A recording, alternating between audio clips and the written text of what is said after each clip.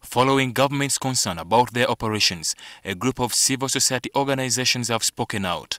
They distanced themselves from government claims of being the funders of protests that destabilized the country's peace. Substantiated claims by government.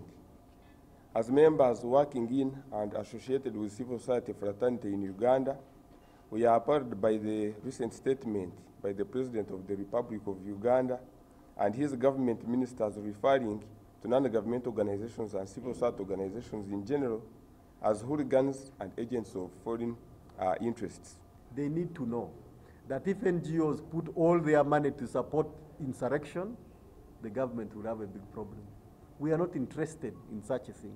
We don't raise public resources to do that. We are actually part of these demonstrations. We are not, nobody is funding it from somewhere. We are part of it.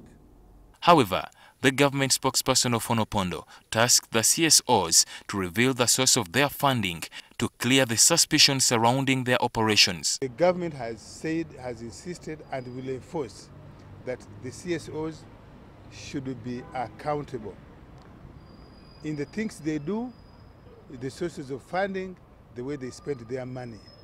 That's the only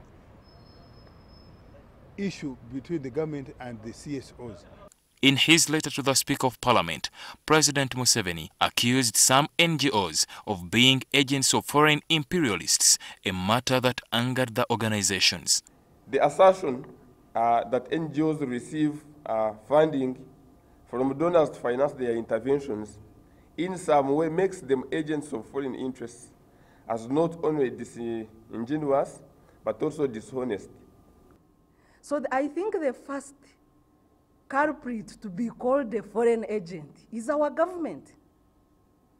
We even have our security, sensitive security sectors funded by foreigners. Arthur Larocque of Action Aid International disagreed with Chadondo East MP Robert Chagulanyi's lawyer, Robert Amsterdam, who recently called for sanctions towards the Ugandan government.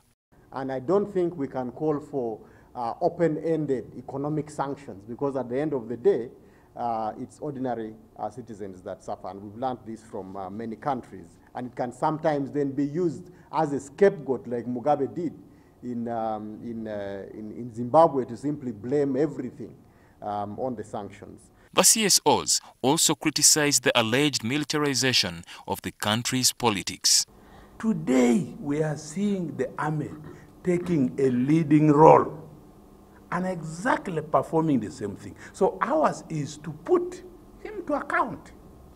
Who is who? Who is using the army?